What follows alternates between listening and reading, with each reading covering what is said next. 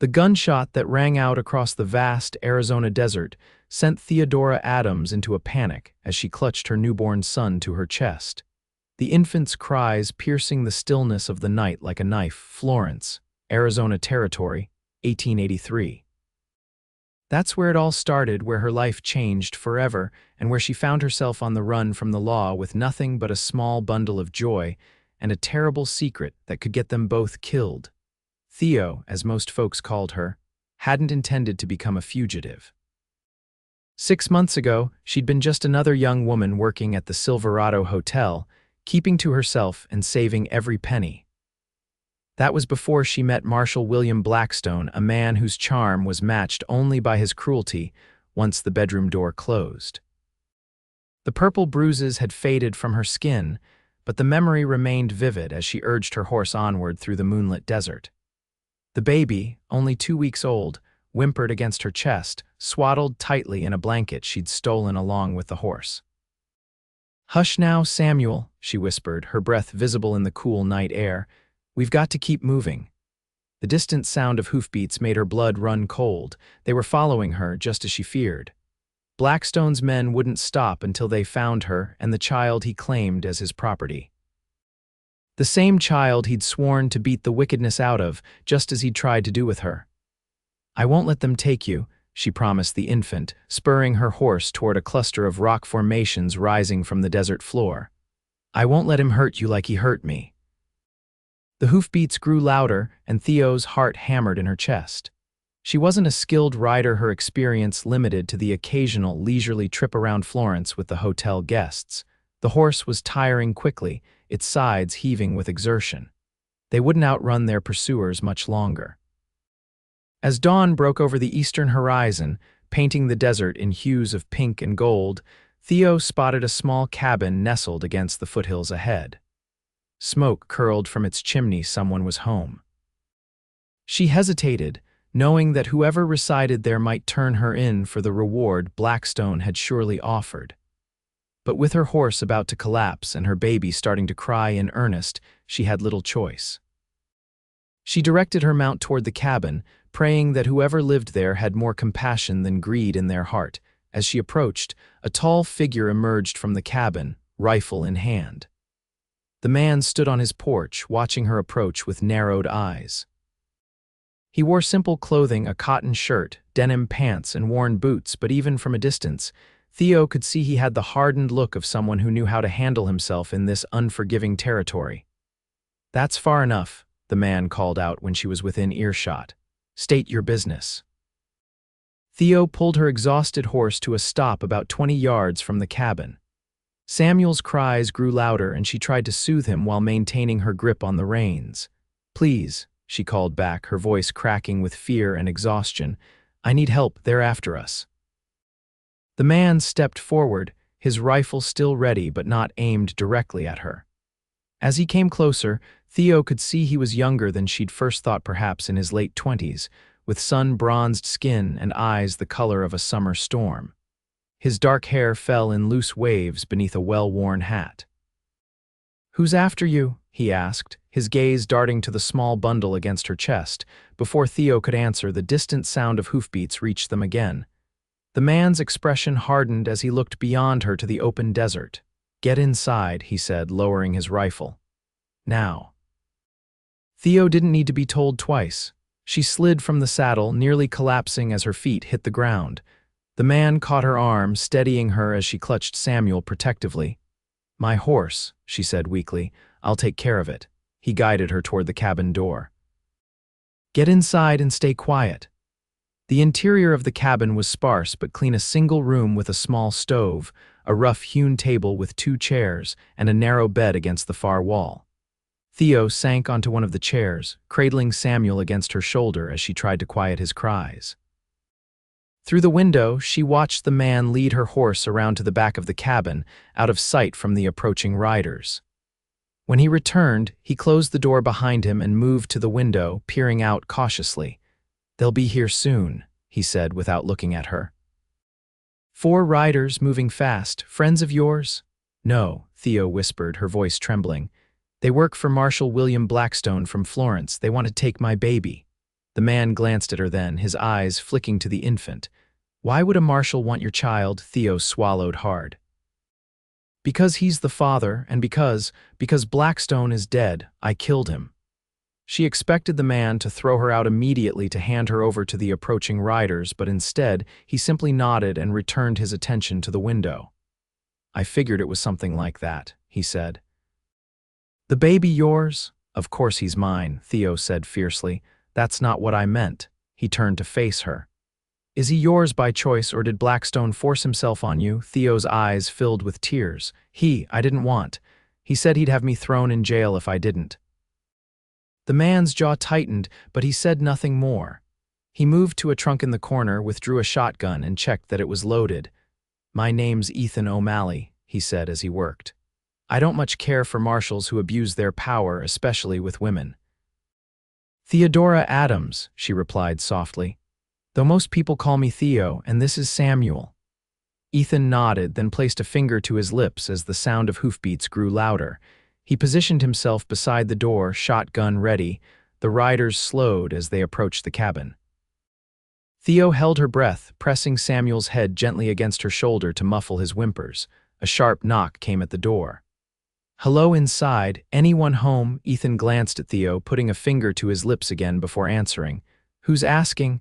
Deputy Frank Miller from Florence. We're tracking a fugitive, a woman with a baby. Seen anyone pass through? Can't say that I have, Ethan replied evenly. Been here all morning, haven't seen a soul. There was a pause then. Mind if we take a look around? She's wanted for murder. Ethan opened the door just wide enough to show his face and the shotgun in his hands.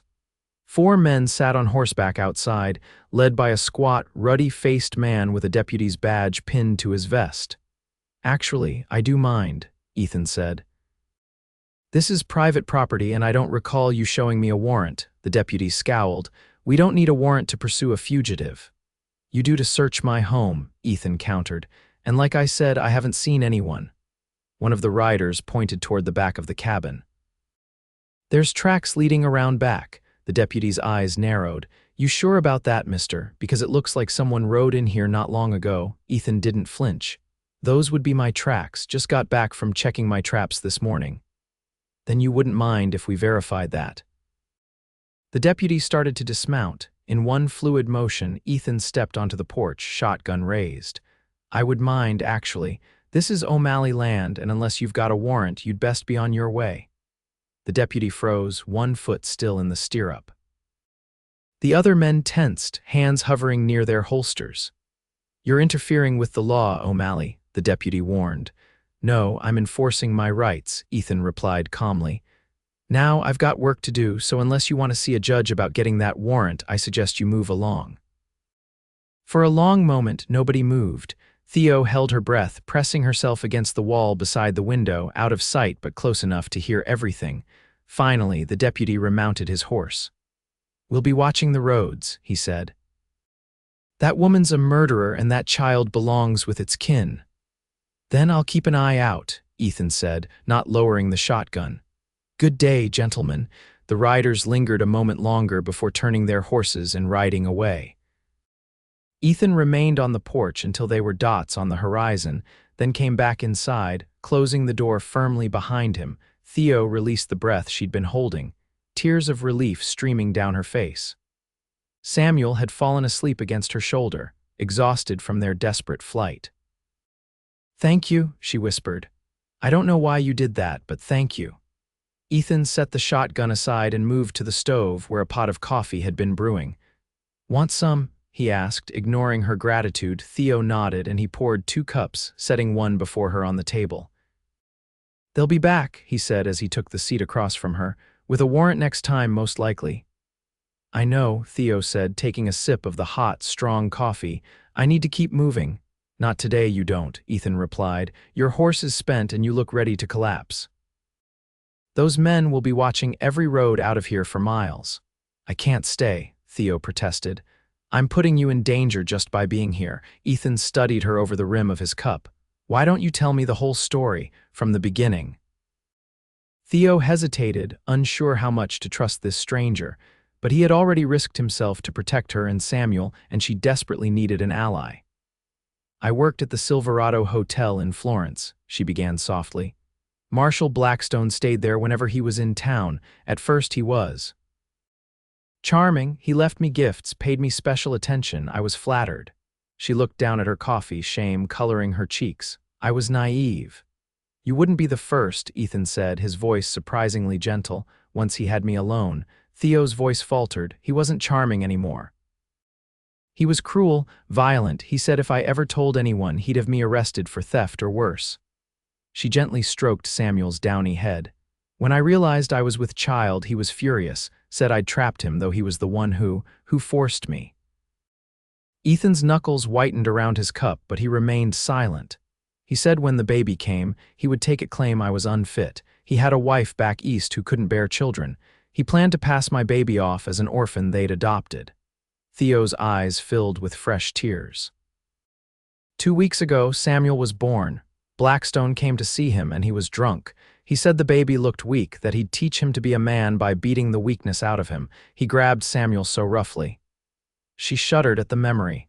And you stopped him, Ethan concluded. Theo nodded. There was a letter opener on the bedside table. I didn't mean to kill him. I just wanted him to let go of my baby, so you ran. His deputies would never believe me, Theo said. The whole town respected him. No one knew what he was really like. And I couldn't let them take Samuel to that woman to raise him believing that monster was his father. Ethan was silent for a long moment, his eyes fixed on some distant point beyond the cabin walls.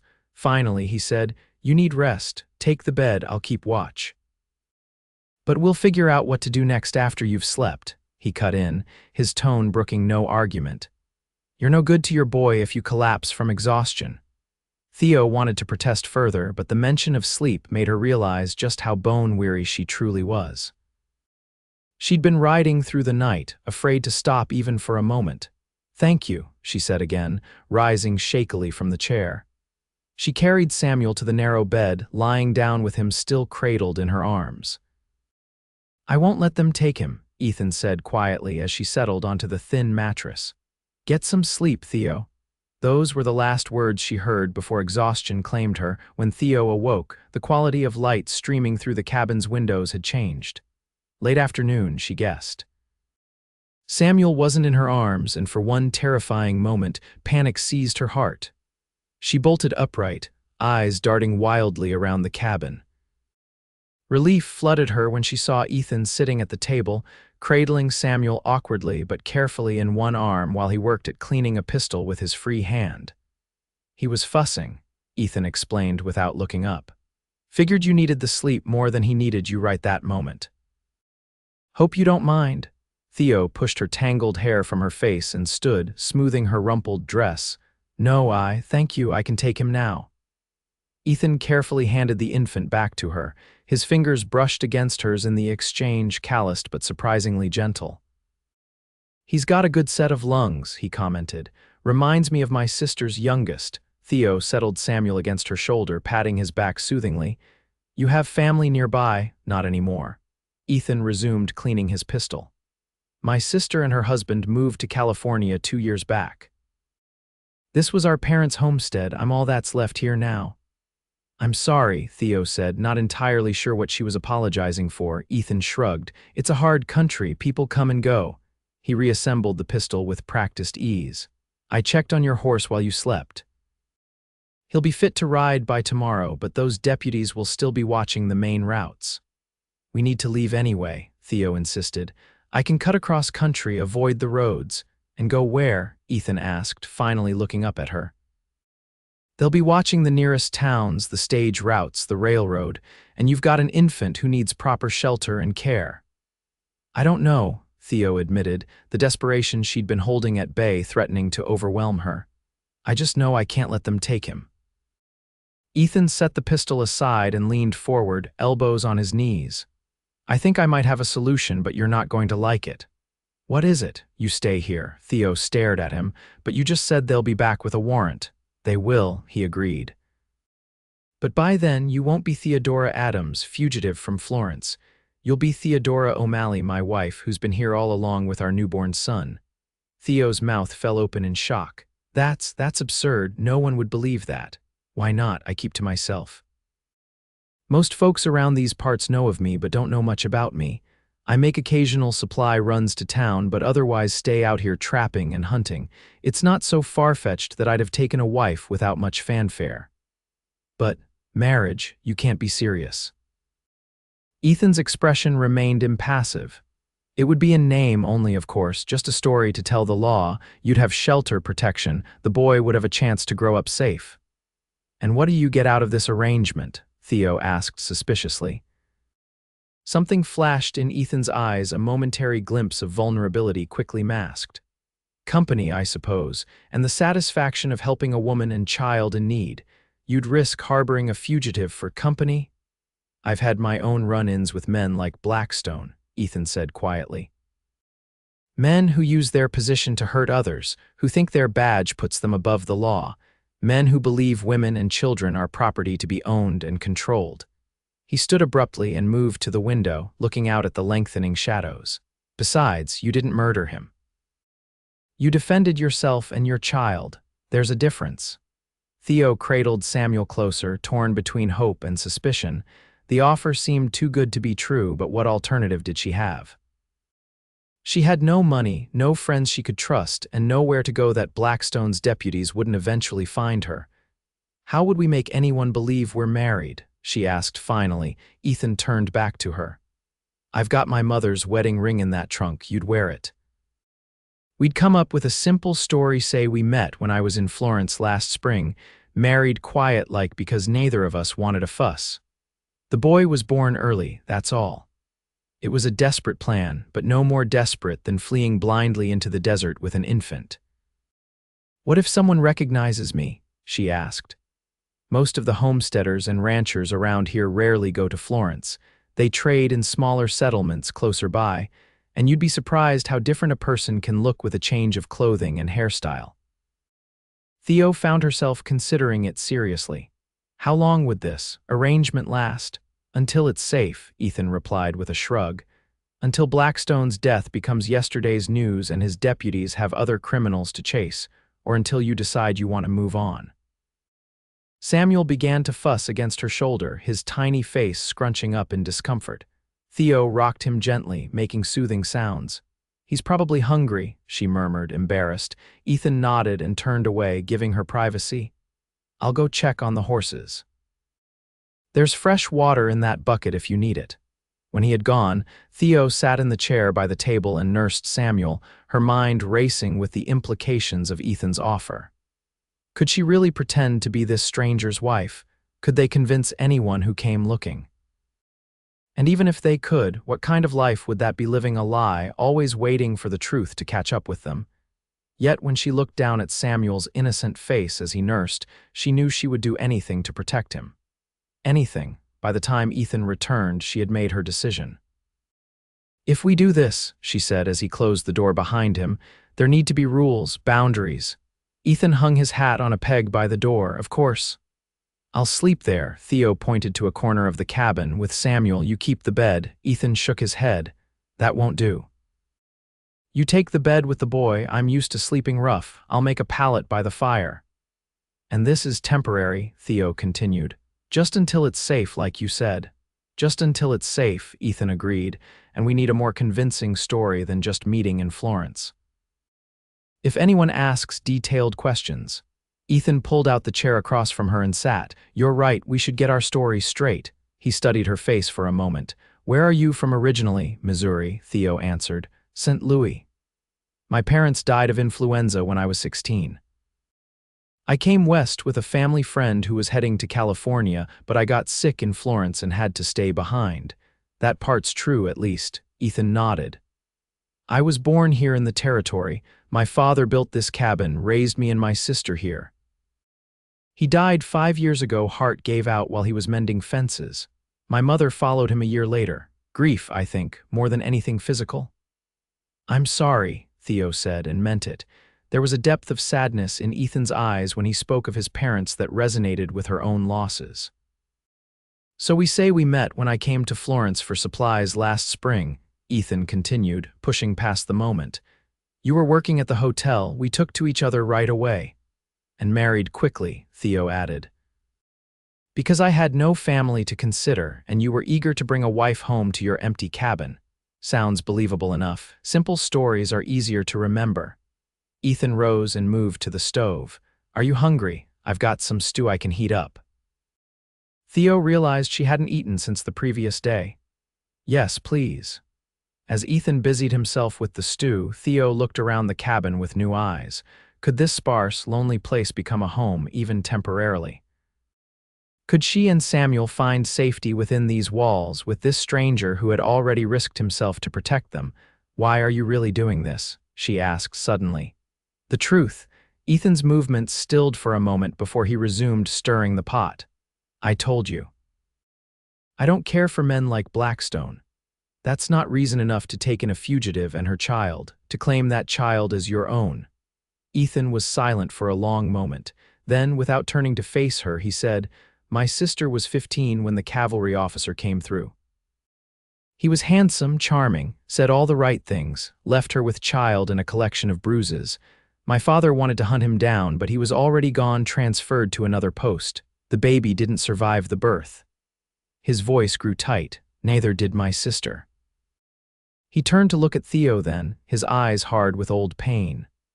So yes, I have reason enough to help you, to make sure that baby grows up free from the shadow of a violent man, to make sure you get the chance my sister never had. The raw emotion in his voice silenced any further questions Theo might have had. Whatever his motivations, Ethan O'Malley was offering her and Samuel a lifeline when they needed it most desperately. I accept your offer, she said quietly. We'll stay. Ethan nodded once, the tension in his shoulders easing slightly. Then from now on, as far as anyone knows, you're Theodora O'Malley and that boy is Samuel O'Malley, my wife and my son. My wife and my son, he repeated, the words strangely solemn in the gathering dusk of the cabin. They won't take what's mine to protect. The next morning dawned clear and cool, the desert air crisp as Theo stepped outside the cabin with Samuel bundled in her arms. The sight that greeted her took her breath away, the vast expanse of desert stretching toward distant mountains, painted in hues of gold and pink by the rising sun. Despite her circumstances, she couldn't help but feel a moment of wonder at the wild beauty surrounding her new temporary home. Ethan was already busy in the small corral behind the cabin, tending to the horses. He nodded a greeting as she approached, his movements efficient as he brushed down her mare. She's looking better today, he commented. Good stock. Where'd you get her? Theo hesitated. I stole her from the livery in Florence. Ethan paused, then resumed brushing. Well, we'll have to come up with another story about that. Can't have my wife admitting to horse theft. The casual way he referred to her as his wife sent an uncomfortable flutter through Theo's stomach. This charade they were embarking on would require constant vigilance, constant awareness of the roles they were playing. What's her name? He asked. I don't know. I didn't exactly ask before I took her. Ethan's lips quirked in what might have been the beginning of a smile. Dusty, then. She's got that color. Dusty, Theo repeated. It suits her. They fell into an awkward silence, the reality of their arrangement settling heavily between them. Finally, Ethan set the brush aside and turned to face her.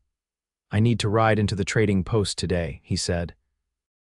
We need supplies if you and the boy are staying, and I should be seen in town, acting normal. Theo tensed. You're leaving us here alone. It's safer that way. If those deputies are still watching the roads, they might follow me back if they see me. Better you stay out of sight for now. He must have seen the fear in her eyes because he added, I won't be gone long, just a few hours. There's food in the cabin and I'll leave you the shotgun. I've never fired a gun before, Theo admitted, Ethan's brow furrowed. Then I'll teach you when I get back. For now, just stay inside, keep quiet. Anyone approaches, you hide. Theo nodded, though the thought of being alone filled her with dread. What if the deputies returned while Ethan was gone? What if they decided to search the property regardless of whether they had a warrant? What should I say if someone comes? She asked. How do I explain my presence? Ethan considered this. You're my wife, visiting from my sister's place in California. You came while I was away trapping last month and have been here since. Samuel was born just after you arrived. He reached into his pocket and withdrew a simple gold band. My mother's ring. You should wear it. Theo shifted Samuel to one arm and hesitantly extended her left hand. Ethan slipped the ring onto her finger, his calloused hands surprisingly gentle. The ring was a bit loose, but not so much that it would fall off. "I'll be back before midday," he promised, letting go of her hand quickly, as if the contact made him as uncomfortable as it did her. Theo watched him saddle his horse, a sturdy bay gelding, and prepare to leave. Just before mounting, he paused and returned to the cabin, emerging moments later with a small parcel wrapped in cloth. "Almost forgot," he said, handing it to her. "Some things that might help with your disguise." Inside the parcel, Theo found a simple but well-made dress of deep blue calico, a white apron, and a plain bonnet, all clearly worn but clean and mended. "They were my mother's," Ethan explained, looking somewhat embarrassed. "You're about her size, I think. Figured you might want something different to wear, something no one from Florence would recognize." Touched by the thoughtfulness of the gesture, Theo nodded. "Thank you." Ethan mounted his horse without further comment, tipping his hat slightly in farewell before riding away toward the distant road. Left alone with Samuel, Theo returned to the cabin. It felt different without Ethan's presence, smaller somehow and more vulnerable. She barred the door, placed Samuel on the bed surrounded by blankets to keep him from rolling, and examined the clothing Ethan had given her. The dress was simple but of good quality, the fabric softened by years of washing. She held it up against herself, finding that Ethan had been right about the size. She changed quickly, surprised by how much better she felt in clean clothing that wasn't stained with the dust and sweat of her desperate flight. As she adjusted the bodice, her fingers brushed against the gold band on her left hand. Mrs. O'Malley. The name felt foreign, almost absurd. 24 hours ago, she'd been fleeing for her life, certain she and Samuel would be captured. Now she was play-acting as a rancher's wife in a remote cabin, wearing his dead mother's dress and wedding ring. Life had taken a strange turn indeed. Throughout the morning, Theo busied herself with caring for Samuel and exploring the cabin more thoroughly. Ethan lived simply, but not in squalor. The cabin was orderly, with shelves holding a few books, some tools, and basic provisions. A trunk in the corner presumably held more personal belongings. A small box on a shelf contained a woman's hairbrush and mirror, his mother's, she assumed, which she gratefully used to tame her tangled hair. By midday, as promised, Theo heard the sound of an approaching horse. She peered cautiously through the window, relieved to see Ethan returning alone, saddlebags bulging with supplies. She unbarred the door to let him in. "Any trouble?" she asked as he entered, carrying several packages. "None," he replied. "Stopped at Wheaton's trading post." Old man Wheaton was full of gossip as usual. Word of Blackstone's death has reached them, but no one seemed to connect it to me or mention a fugitive woman. He set the packages on the table. "I bought some things for you and the boy." Curious, Theo unwrapped the packages while Ethan brought in the rest of the supplies. She found soft cotton fabric for making diapers, a tin of powdered milk, a small wooden comb, some soap, and to her surprise, a little wooden rattle. "I thought the boy might like it," Ethan said gruffly when he noticed her examining the rattle. "My father made one like that for my sister when she was small. It's lovely," Theo said, genuinely touched by the gesture. "Thank you." Ethan shrugged off her thanks, turning to put away the food supplies he'd purchased. "Wheaton asked about you," he said over his shoulder. Theo tensed. "What did you tell him?" "The truth, as far as we've agreed on it. That I married a girl from Florence this past spring, and she's just had our first child. Said you were resting at home with the baby." He glanced back at her. "He'll spread the word. Old Wheaton can't keep a secret to save his life. By this time tomorrow, everyone within 20 miles will know Ethan O'Malley has taken a wife." Theo nodded slowly, the reality of their deception sinking in. "And when people want to meet this wife, we'll cross that bridge when we come to it," Ethan replied. "For now, it's enough to establish the story." As the days passed, Theo and Ethan settled into an uneasy routine in the small cabin. Each morning, Ethan would rise before dawn and tend to the horses and the few chickens he kept in a small coop behind the cabin. Theo would care for Samuel and prepare a simple breakfast. They would eat mostly in silence, still awkward in each other's presence despite the intimate charade they were maintaining. During the day, Ethan worked his small ranch mending fences, checking his trap lines, hunting when meat was needed. Theo kept the cabin, washed their clothing in the stream that ran behind the property, and learned to use the ancient cookstove without burning everything she touched. At night, true to his word, Ethan made a pallet by the hearth while Theo and Samuel took the bed. Often, she would lie awake, listening to Ethan's steady breathing across the room, wondering what twist of fate had brought her to this strange arrangement with a man who was still largely a mystery to her. A week after her arrival, the visitors Ethan had predicted began to appear. The first was a weather-beaten woman in her 50s who introduced herself as Martha Holloway. She arrived on a mule-drawn cart, bearing a basket of preserves and what Theo quickly realized was thinly veiled curiosity. "Thought I'd welcome the new bride to our little community," she said, eyes sharp as she took in Theo's appearance and the cabin's interior. "Ethan's kept mighty quiet about finding himself a wife. He's a private man," Theo replied with what she hoped was a convincing smile. She held Samuel against her shoulder, grateful that the infant was content for the moment. Martha insisted on holding the baby, cooing and fussing over him while peppering Theo with questions about her background, her family, how she'd met Ethan. Theo stuck to the story they'd concocted, finding it easier than expected to embellish the tale of their whirlwind courtship. "Well, he certainly found himself a pretty one," Martha declared finally, handing Samuel back. "And the boy's a handsome little thing too, got his daddy's eyes, I think." Theo glanced down at Samuel's blue-gray eyes, startled by the comparison. She hadn't noticed before, but there was a resemblance to Ethan's storm-colored gaze, a fortunate coincidence that would help their deception. After Martha left, promising to return soon with more neighborhood women eager to meet Ethan O'Malley's mysterious bride, Theo sat on the porch steps with Samuel, watching the sunset paint the desert gold. That's where Ethan found her when he returned from checking his trap lines. "Mrs. Holloway came by," she informed him as he unsaddled his horse. "She thinks Samuel has your eyes." Ethan paused, then continued his work. "People see what they expect to see," he said after a moment. "Works in our favor. She'll be back with friends." They're all curious about the woman who managed to catch the elusive Ethan O'Malley. Ethan snorted softly. "Nosy is what they are. Nothing happens out here that doesn't become everyone's business." "Were you really so elusive?" Theo asked, curiosity getting the better of her. "Before, I mean." "Were there other women?" Ethan led his horse to the corral before answering. "Not for a long time," he said finally. "There was a girl years back, Ann Whitaker. We were sweet on each other for a while." "What happened?" "Her father moved them to California after the drought 2 years ago. She married a shopkeeper in Sacramento." He shrugged, his face impassive. "Life goes on." Theo sensed there was more to the story than he was sharing, but she didn't press. They each had their private pains, their secrets. The arrangement they'd struck didn't entitle either of them to the other's inner thoughts.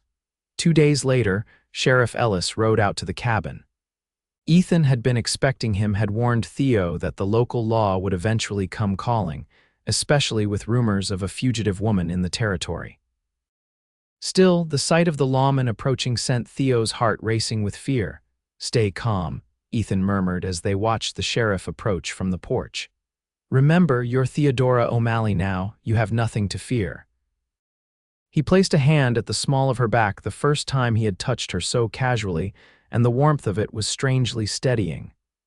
Samuel was sleeping in a makeshift cradle Ethan had fashioned from a wooden crate, safely inside the cabin.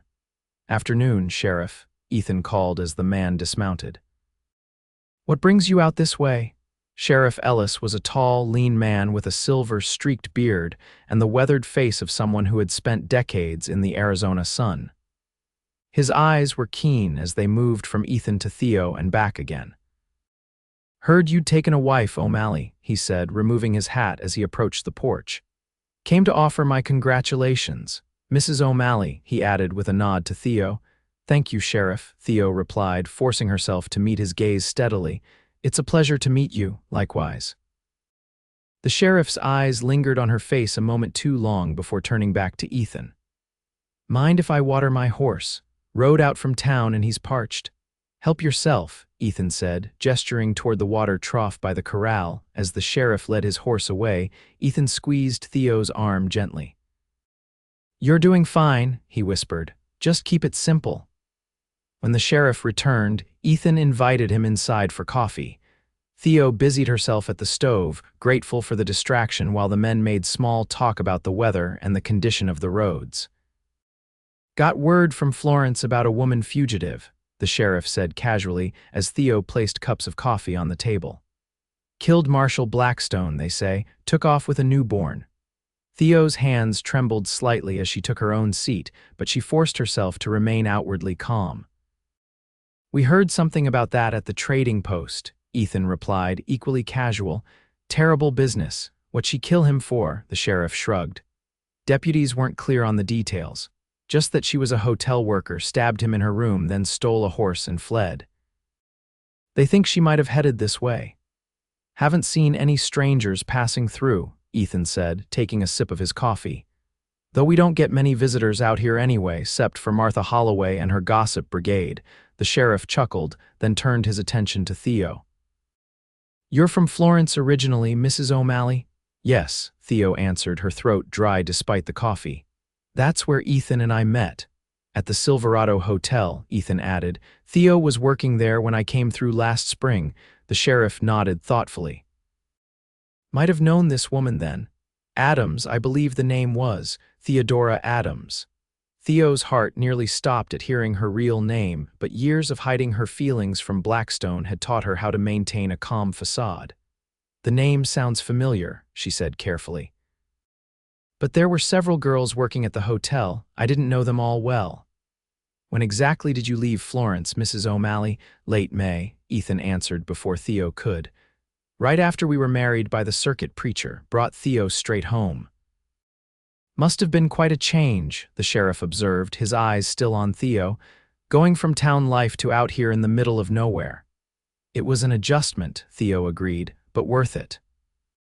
She reached across the table and placed her hand over Ethan's, the gesture seeming to surprise him as much as it did her. "I've found happiness here." Something in her voice or expression must have convinced the sheriff, because his posture relaxed slightly. He finished his coffee, thanked them, and prepared to leave. At the door, he paused. "If you do see any strangers passing through, especially a woman with a baby, you'll let me know." "Of course, Sheriff," Ethan assured him, "though I doubt a woman on the run would come this way. Not much out here but desert and hardship." After the sheriff had ridden away, Theo collapsed into a chair, her legs suddenly unable to support her. "He knows," she whispered. "He suspects something?" "No, he doesn't," Ethan said firmly. "He's just doing his job, following up on reports." "You handled it well." "Did I?" Theo looked up at him, searching his face for reassurance. He asked about Theodora Adams specifically. "And you gave exactly the right answer," acknowledged the name without showing too much recognition. Ethan moved to the window, watching the sheriff's retreating figure. "Besides, he's looking for a fugitive, not a rancher's wife with a newborn son." "For now," Theo said softly. "But what happens when they find Dusty? Someone at the livery will recognize her." "I've thought of that," Ethan replied. "Tomorrow I'll ride to Wheaton's and trade her for another horse, say she's too spirited for a new mother to handle safely. No one around here knows where she came from." Theo nodded, grateful once again for Ethan's foresight. He seemed to anticipate problems before they arose, finding solutions to keep their fragile charade intact. "Why are you really doing all this?" she asked suddenly. "The story about your sister, I believe it's true, but there must be more. Most men wouldn't risk so much for a stranger." Ethan was quiet for a long moment, his back still to her as he stared out the window. When he finally turned to face her, his expression was guarded. "Maybe I was tired of being alone," he said simply. "Maybe having a wife and child around even temporarily seemed better than the silence of an empty cabin." Before Theo could respond, Samuel began to cry from his cradle, and the moment for further questions passed. But later that night, as she lay in bed with Samuel sleeping beside her, Theo found herself wondering about the man sleeping across the room. What drove him to such extraordinary lengths of kindness? And why did the thought of eventually leaving this place, of fulfilling their agreement, that this arrangement was temporary, suddenly fill her with a strange sense of loss? As the weeks passed, summer giving way to the golden hues of early autumn, Theo found herself settling into life at the O'Malley homestead with surprising ease. The stark beauty of the desert landscape, initially so alien to her, now seemed like a natural extension of the cabin, harsh yet oddly comforting in its vastness. Samuel thrived, growing stronger and more alert by the day, his tiny features becoming more defined, his personality beginning to emerge in gummy smiles and curious gazes. And then there was Ethan. The awkwardness between them gradually faded as they established routines and learned each other's habits. He was a man of few words, but constant action. His care for her and Samuel expressed not in flowery sentiments but in practical gestures. A cradle built from scraps of lumber. Fresh meat brought back from hunting trips. The way he would take Samuel for an hour each evening, walking the fussing infant around the cabin to give Theo time to rest. Sometimes, when he thought she wasn't looking, Theo would catch Ethan gazing at Samuel with an expression that made her heart twist strangely in her chest. It wasn't just the protective look of a man fulfilling an obligation, it was something deeper. Something that spoke of genuine affection for the child he was pretending was his own. On a crisp October morning, Theo was hanging laundry behind the cabin when she heard the now familiar sound of approaching horses. Visitors had become more frequent as news of Ethan's marriage spread through the scattered community, but something about the rhythm of these hoofbeats made her pause, a chill running down her spine despite the warm sun. She hurried around to the front of the cabin, her heart sinking at the sight of Deputy Frank Miller and two other men from Florence riding up to the homestead. Ethan was at the corral, mending a broken section of fence, and straightened as the riders approached. Theo ducked back behind the cabin, her mind racing. Samuel was inside, napping in his cradle. She could grab him and run, but where? The desert would offer little protection, and she had no horse ready. She pressed herself against the cabin wall, straining to hear the conversation. "Deputy Miller," she heard Ethan say, his voice carrying clearly in the still air. "What brings you back to my property?" "Information," Miller replied. "Got word that a woman matching our fugitive's description might have been seen in these parts. Thought we'd check in, see if you've noticed anything unusual." "Can't say that I have," Ethan said. "But then I don't get out much these days, been busy with the ranch and my family." "Your family?" Miller's voice sharpened. "Last time we spoke, you were alone." "Things change," Ethan replied evenly. "Got married back in the spring. We've got a young son now." There was a pause, and Theo could imagine the deputies exchanging skeptical glances. "That right," Miller said finally. "Mind if we meet this wife of yours?" Theo's blood ran cold. This was the moment they'd prepared for but hoped would never come. Taking a deep breath, she smoothed her hair, checked that her mother's ring was in place, and stepped around to the front of the cabin. "You must be the deputies my husband mentioned," she called as she approached, forcing her voice to remain steady. "I'm Theodora O'Malley." The deputies turned at the sound of her voice, and Theo saw the moment of recognition flash across Miller's face. She kept walking, refusing to let fear stop her until she stood beside Ethan. His hand found the small of her back, steadying her. "Mrs. O'Malley," Miller said slowly, studying her face. "You look familiar. Have we met before?" "I don't believe so," Theo replied. "Though I lived in Florence until this spring, working at the Silverado Hotel. Perhaps you saw me there." Miller's eyes narrowed. "Maybe you ever know Marshal Blackstone, only by reputation," Theo said, the half-truth coming easily. "He stayed at the hotel occasionally, but I didn't work directly with the guests much." "When exactly did you leave Florence?" one of the other deputies asked. "Late May," Theo answered, echoing the story she and Ethan had established. "Right after our wedding."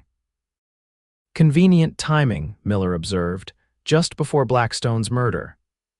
"Is there something specific you're implying, Deputy?" Ethan asked, his voice hardening. Because if you're suggesting my wife had something to do with Blackstone's death, I'd appreciate you saying it plainly. The tension in the air thickened as Miller and Ethan stared at each other. Theo's heart pounded so loudly she was certain everyone could hear it. From inside the cabin, Samuel began to cry. "That'd be our son," Ethan said, not breaking eye contact with Miller. "He'll be wanting his mother." "Go ahead, madam," Miller said after a moment. "Tend to your child, we won't keep you." Grateful for the excuse to escape, Theo hurried inside. She lifted Samuel from his cradle, her hands trembling as she held him close, trying to quiet both his cries and her own racing thoughts. Through the window, she could see the deputies still speaking with Ethan, their postures tense. After what seemed an eternity, she heard the sound of horses riding away. Moments later, Ethan entered the cabin, his face grim. "They're gone for now," he said, crossing to the window to watch their retreat. "But Miller isn't convinced. I could see it in his eyes." "He recognized me," Theo whispered, still clutching Samuel protectively. "What are we going to do?" Ethan turned to face her, his expression resolute. "We're going to leave, tonight, leave. But where would we go?" "California," Ethan said. "My sister and her husband have a place near Sacramento. They'll take us in until we can get established somewhere new." He began moving around the cabin, gathering essentials. "We'll take only what we need: food, clothing, the money I've saved. We can be ready by nightfall and travel under cover of darkness." Theo stared at him, stunned by the decisiveness of his plan. "You'd leave your home. For us," Ethan paused in his preparations, his eyes meeting hers. "This cabin is just wood and nails, Theo. It can be rebuilt, you and Samuel." He hesitated, something vulnerable flickering in his gaze. "You've become important to me, more than I expected. I won't let Miller take you back to Florence to hang for defending yourself and your child." The simple honesty in his words stole Theo's breath. In that moment, something shifted between them, the pretense of their arrangement giving way to a truth neither had fully acknowledged until now. "Ethan," she began, uncertain what she wanted to say. He shook his head slightly. "We don't have time for talk. Miller and his men might return with reinforcements or with Sheriff Ellis. We need to be gone before then." The urgency in his voice spurred Theo into action. She placed Samuel back in his cradle and began gathering his few belongings, the extra clothing she'd made, the wooden rattle Ethan had given him, the soft blanket that had become his favorite. As dusk fell, they worked in focused silence, packing only what was essential for survival. Ethan brought the horses around Not Dusty, who had been traded weeks ago, but two sturdy mounts better suited for the journey ahead. He fashioned a sling from a blanket so that Theo could carry Samuel securely against her chest while riding. "We'll head west," he explained as he secured their packs to the saddles. "There's an old prospector's trail through the hills that most folks don't know about. It'll take us to the territorial road eventually, but by then we should be well away from Miller's search area."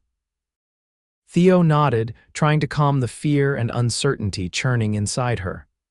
She had been running from the moment she plunged that letter opener into Blackstone's chest, but this was different. This time she wasn't running alone, and this time she was leaving behind a place that, despite everything, had begun to feel like home. As if sensing her thoughts, Ethan paused in his work and looked at her. "I know this isn't what you bargained for," he said quietly. "When I offered you shelter, I didn't intend for it to upend your life again." "You didn't upend my life, Ethan," Theo replied, finding strength in the truth of her words. "Blackstone did that long before I met you. You've only ever tried to protect us." She hesitated, then added, "I'm grateful." "For everything?" Something softened in Ethan's expression. "We should go," he said, helping her mount with Samuel secured in the sling. "Stay close to me, and if we get separated, keep heading west. I'll find you." The confidence in his voice steadied her as they rode away from the cabin, their way lit only by the rising moon. Theo didn't look back, couldn't bear to see the small homestead disappearing into the darkness. Instead, she focused on the strong line of Ethan's back as he rode ahead of her, leading them toward an uncertain future that somehow seemed less frightening for his presence in it. They rode through the night, stopping only briefly to rest the horses and tend to Samuel's needs. Ethan kept them moving along rocky terrain where their tracks would be difficult to follow, always alert for signs of pursuit. By dawn, they had reached the foothills Ethan had mentioned, the desert giving way to scattered piñon pines and juniper trees. "We'll rest here for a few hours," Ethan decided, guiding them to a sheltered hollow where a small spring bubbled from the rocks.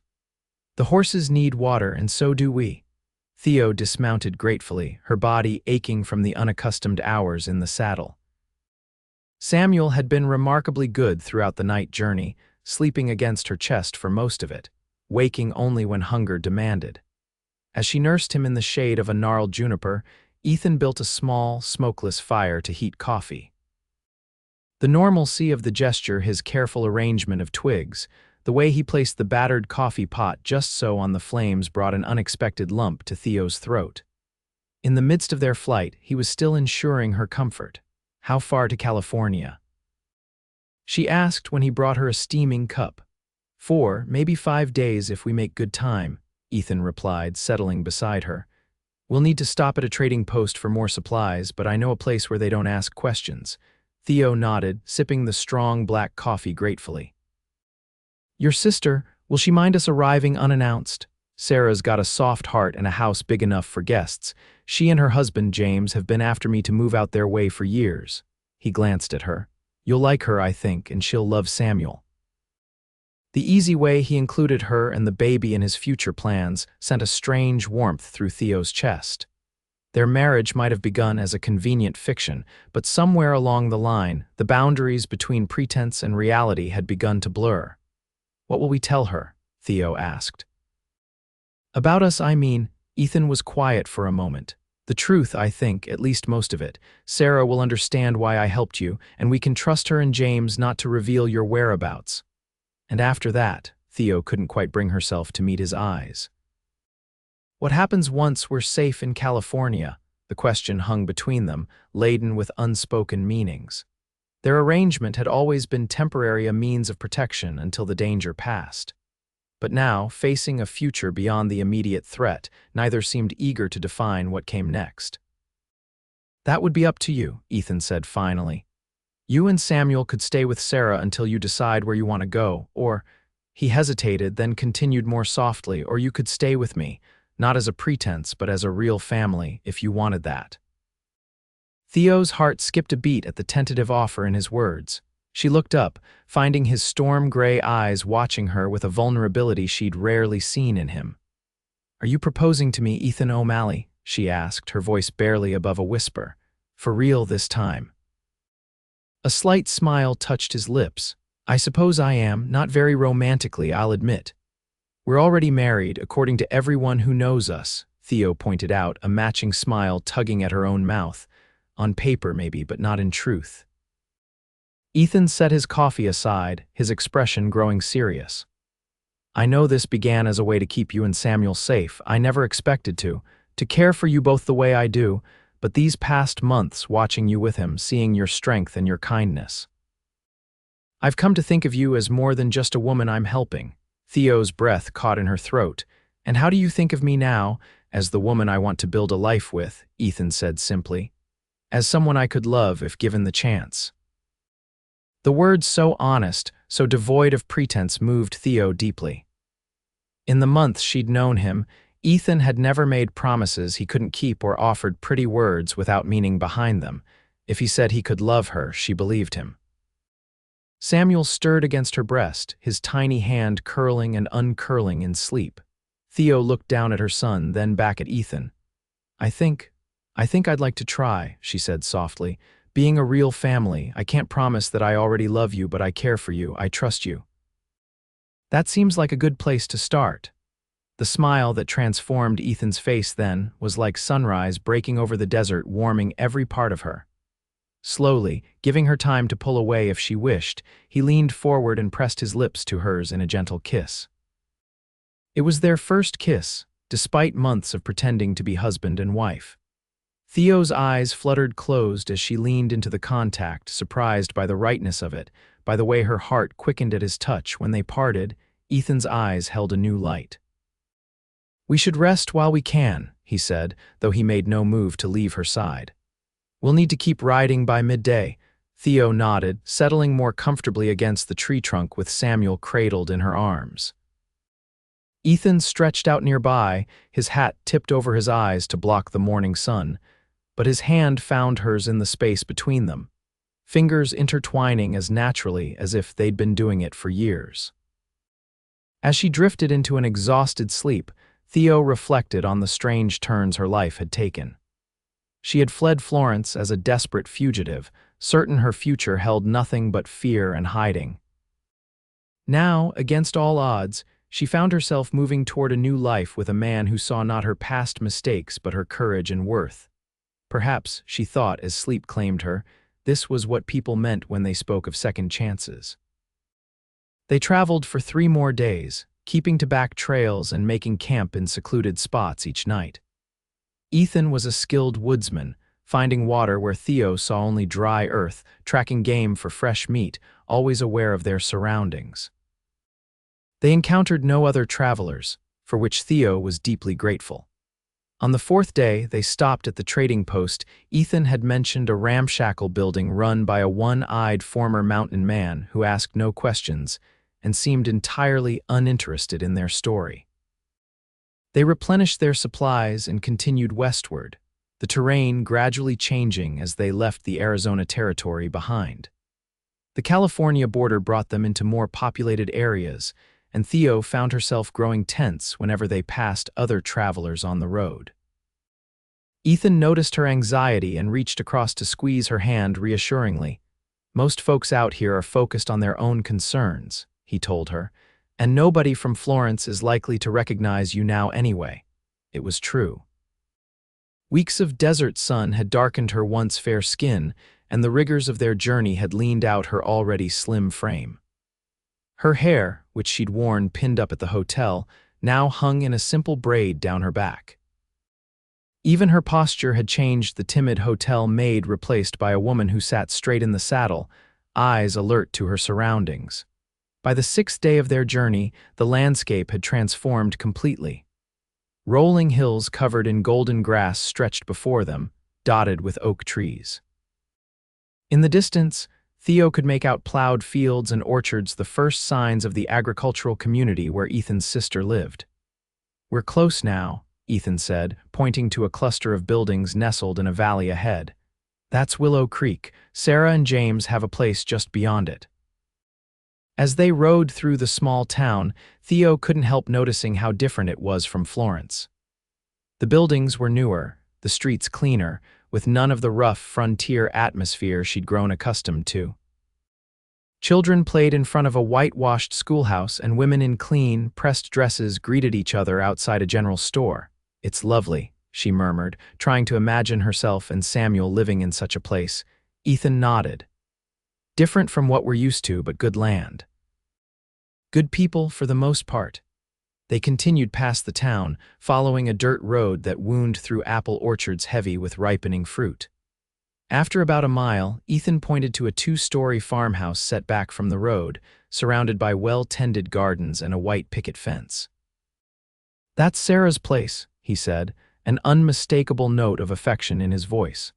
As they approached, a slender woman with hair the same dark shade as Ethan's emerged from the house, shading her eyes against the afternoon sun. When she recognized the rider, her face lit up with a smile that transformed her from pretty to beautiful.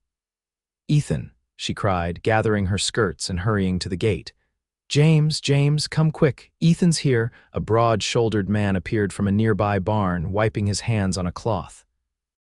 He grinned at the sight of their approach and joined his wife at the gate.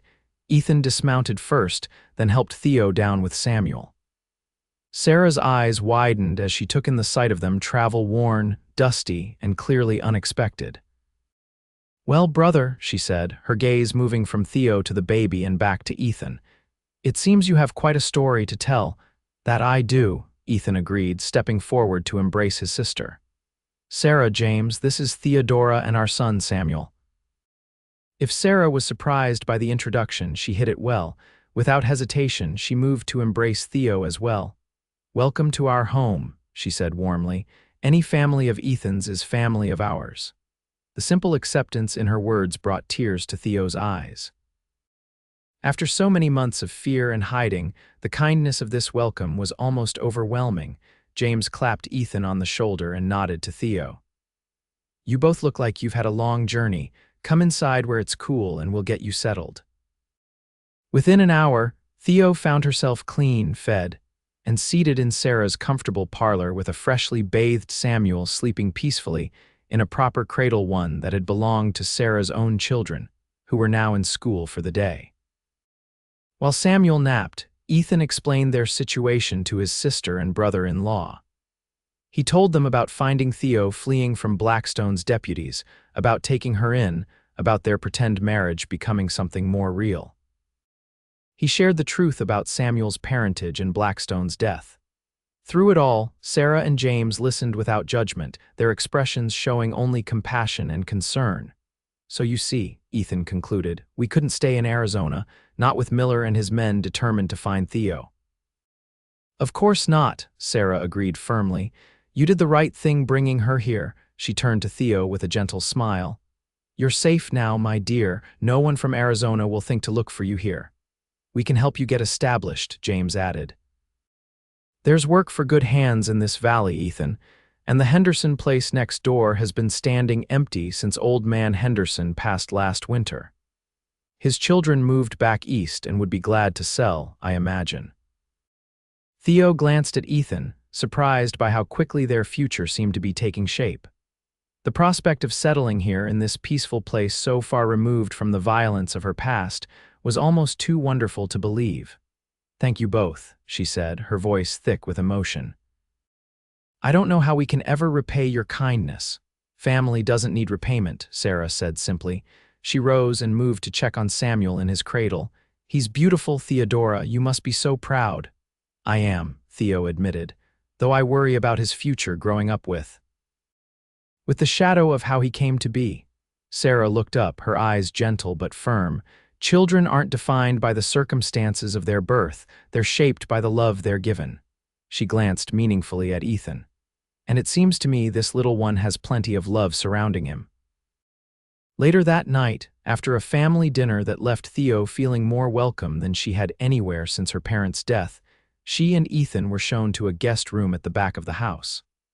Sarah had set up the borrowed cradle for Samuel, who was already sleeping soundly after his eventful day. "Your sister is wonderful," Theo said as she sat on the edge of the bed brushing out her hair. "I see where you get your kindness from." Ethan, who had been looking out the window at the moonlit orchard, turned to her with a small smile. "Sarah's always had a way of making people feel at home. Our mother was the same. She didn't ask many questions about us," Theo observed, "about our relationship. She knows me well enough to understand I wouldn't bring you here if I didn't care deeply for you," Ethan replied, his voice soft in the lamplight. "The details can wait until we're ready to share them." The simple statement warmed Theo's heart. In the rush of their flight from Arizona and the relief of reaching safety, they had barely had time to explore the change in their feelings for each other. The kiss they had shared days ago hung between them now, a promise of something new and fragile. "What happens now, Ethan?" she asked, setting her brush aside. "Do we truly try to make a life here?" Ethan crossed the room and sat beside her on the bed, close enough that she could feel the warmth of him but not so close as to presume. "If that's what you want," he said, "there's good land here, good people. Samuel could grow up safe with space to run and trees to climb. And us." Theo turned to face him fully. "What do we become to each other?" Ethan reached for her hand, his calloused fingers gentle as they entwined with hers. "Whatever you want us to be, Theo. I meant what I said before. I care for you more than I thought possible after such a short time. I believe we could build something real together, something good." He paused, studying her face in the soft lamplight. "But I won't rush you. You've had enough men making decisions about your life." The consideration in his words, his willingness to let her set the pace of their relationship, touched Theo deeply.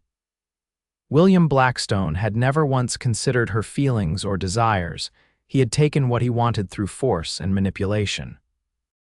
Ethan, by contrast, had given and given without demanding anything in return. "I think," she said slowly, squeezing his hand, that I would like to continue being Theodora O'Malley, not just in name, but in truth." She leaned forward, resting her forehead against his. "I think I could love you, Ethan. I think perhaps I already do." The kiss they shared then was different from their first, deeper, less tentative, filled with the promise of all they might become to each other. When they parted, Ethan cupped her face in his hands, his eyes reflecting the same wonder she felt. "I love you, Theo," he said simply. "You and Samuel both, whatever comes next, we'll face it together." From the cradle came a soft whimper as Samuel stirred in his sleep. Theo and Ethan both turned toward the sound, then back to each other with matching smiles. "Together," Theo agreed, feeling for the first time in months, perhaps years, that she had found her way home. The days that followed took on a dreamlike quality for Theo. After so long living in fear, the peace of Sarah and James's farm was almost disorienting. Their children, 10-year-old Lucy and 8-year-old Matthew, were initially shy around their new aunt and cousin, but soon warmed to them, especially when they discovered that Ethan was skilled at whittling small animal figures that delighted them. True to his word, James arranged for Ethan to meet with the Henderson family's lawyer about purchasing their vacant property. The farmhouse, while in need of some repair, was solidly built with good land and an established orchard. Using money Ethan had brought with him from Arizona savings he'd kept hidden for emergencies, they were able to secure the property at a fair price. "It's really happening, isn't it?"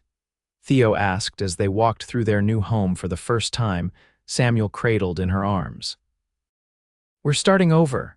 "We are," Ethan agreed, his arm around her waist as they surveyed the empty rooms that would soon become their own.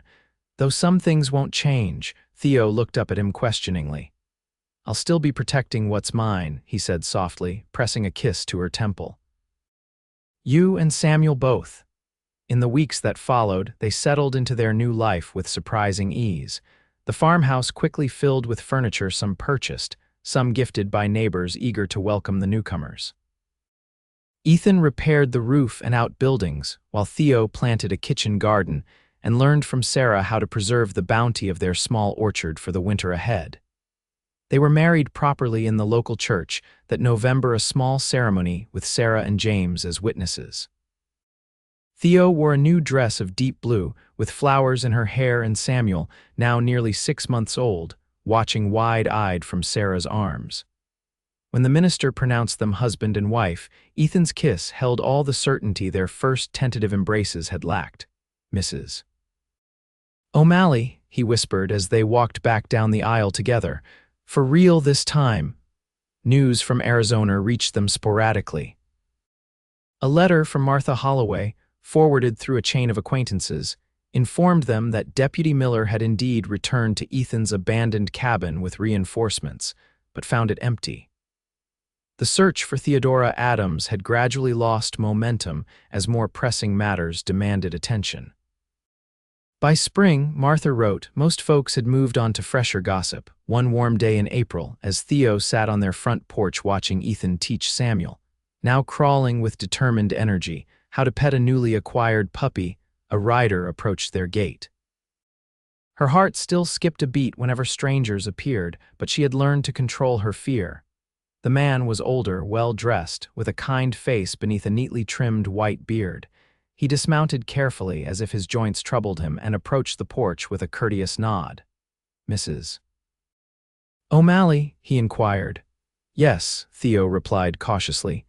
Ethan had moved to stand, his body angled protectively toward her and Samuel, though his posture remained outwardly relaxed. "My name is Judge Frederick Harmon," the man said. "I've come from Arizona Territory on a matter of some importance to you." Theo's blood ran cold, but she maintained her composure. "I'm afraid you must be mistaken, sir. I've never been to Arizona." The judge's smile was gentle but knowing. "I believe you lived in Florence for some time, Mrs. O'Malley, or should I say Miss Adams?" Ethan stepped forward then, his voice steady but with an undercurrent of steel. "Whatever business you think you have with my wife, you can discuss it with me first." "Of course, Mr. O'Malley." Judge Harmon nodded respectfully. "May I sit?" "It's been a long journey, and this old war wound makes standing difficult." After a moment's hesitation, Ethan gestured to one of the porch chairs. The judge settled into it with a grateful sigh. "I want to assure you both that I'm not here to cause trouble," he said, his gaze moving between them. "Quite the opposite, in fact. I've come to deliver news that I hope will ease a burden you've carried far too long." Theo held Samuel closer, her heart pounding. "What news?" "The investigation into William Blackstone's death has been officially closed," the judge said. "No charges will be pursued against Theodora Adams or anyone else in the matter." Theo stared at him, unable to process his words. "I don't understand. Why would they simply drop the case?" "Because evidence came to light that Marshal Blackstone was not the honorable man many believed him to be," Judge Harmon explained. "After his death, a young woman named Clara Jenkins came forward with allegations similar to yours, Mrs. O'Malley. Her courage prompted others to speak up as well." The judge removed a folded document from his coat pocket. "This is an official statement clearing you of all charges. Blackstone's death has been ruled self-defense. You are free to return to Arizona territory if you wish, though I understand you've built a life here now." With trembling hands, Theo accepted the document, scanning the formal legal language that confirmed what the judge had said. She was free. The nightmare that had begun in that hotel room in Florence was finally, truly over. "How did you find us?" Ethan asked, his voice betraying his lingering wariness. "I had help from Sheriff Ellis," the judge admitted. "He suspected the truth when he visited your homestead but chose to look the other way, said any man who'd protect a woman and child the way you did deserved the benefit of his silence." He smiled slightly. "When it became clear that justice needed to be served in this matter, he suggested I might find you in California, near family." Tears welled in Theo's eyes as the full impact of the judge's words sank in. All these months of looking over her shoulder, of fearing that Samuel would be taken from her, of worrying that Ethan would suffer for helping them, all of it was over. "Thank you," she whispered, her voice choked with emotion. "Thank you for coming all this way to tell us." Judge Harmon rose carefully to his feet. "It was the least I could do. The law failed you in Florence, Mrs. O'Malley. I couldn't let that failure stand." He glanced at Samuel, who was watching him with curious eyes from the safety of his mother's arms. "That boy deserves to grow up without a shadow over his name, and you deserve peace after what you endured." After the judge had departed, declining their offer of hospitality in favor of returning to town before nightfall, Theo and Ethan sat together on the porch steps, the official document spread between them. Samuel played at their feet, babbling happily to his puppy. "It's really over," Theo said, still scarcely able to believe it. "We don't have to look over our shoulders anymore." Ethan slipped his arm around her shoulders, drawing her against his side. "Are you disappointed?" he asked quietly. "Disappointed?" Theo looked up at him in surprise. "Why would I be disappointed? That we left Arizona, that we started over here when maybe we didn't have to." Theo considered this for a moment, then shook her head firmly. "No, even if I'd known this would happen, I wouldn't change anything. The life we've built here is better than anything I had in Florence even before Blackstone." She leaned into his embrace. "You gave us a home, Ethan, a real home. That's worth more than being cleared of charges." Ethan pressed a kiss to the top of her head. "You gave me something too, you know. Before you and Samuel came along, I was just existing out there in that cabin, not really living." They sat in companionable silence, watching as the afternoon sunlight gilded their small orchard in golden light. Samuel had fallen asleep on his blanket, the puppy curled protectively beside him.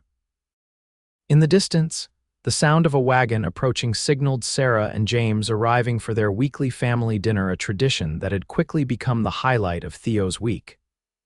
"I have news of my own," Theo said suddenly, turning in Ethan's embrace to face him. "I was waiting for the right moment to tell you." Ethan raised an eyebrow, a smile playing at the corners of his mouth. "Good news, I hope." "The best," Theo confirmed, taking his hand and placing it gently against her still flat stomach. "Samuel's going to have a brother or sister come winter." The joy that transformed Ethan's face was like nothing Theo had ever seen, pure, unguarded happiness that made her heart swell with answering love. He gathered her into his arms, his kiss expressing everything words could not. "Another O'Malley," he said when they parted, his voice rough with emotion. "A true O'Malley this time." Theo placed her hand over his heart, feeling its steady beat beneath her palm. "They're both true O'Malleys," she said firmly. "Samuel as much as this one. Because you claimed him as yours to protect from the very beginning." Ethan nodded, his eyes suspiciously bright in the late afternoon sun. "And I always will," he promised. "Both of them, all of us, what's mine to protect." As Sarah and James's wagon pulled up to their gate, Samuel stirred from his nap, and life continued its beautiful, ordinary flow around them. Theo found herself reflecting on the strange, winding path that had brought her here. From the darkest moment of her life, a moment of violence and desperate fear, had come this unexpected gift. A family, a home, a love she had never dared to hope for. They were safe now, truly safe. The future stretched before them, bright with promise.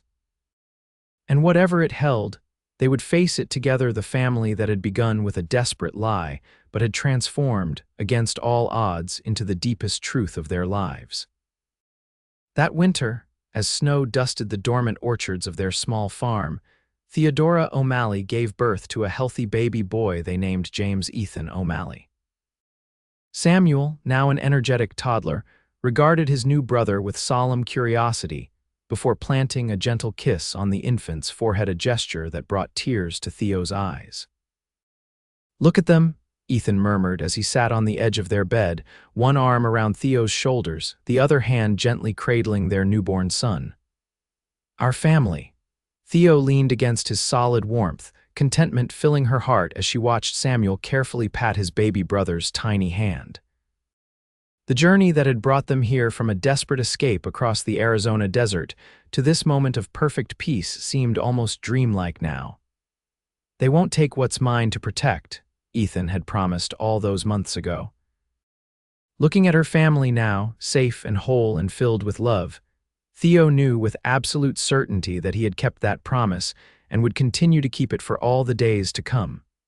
Outside, snow fell softly on their small piece of California earth. Inside, wrapped in the warmth of the family they had built together, Theodora and Ethan O'Malley held their children and each other, the shadows of the past finally giving way to the bright promise of their shared future.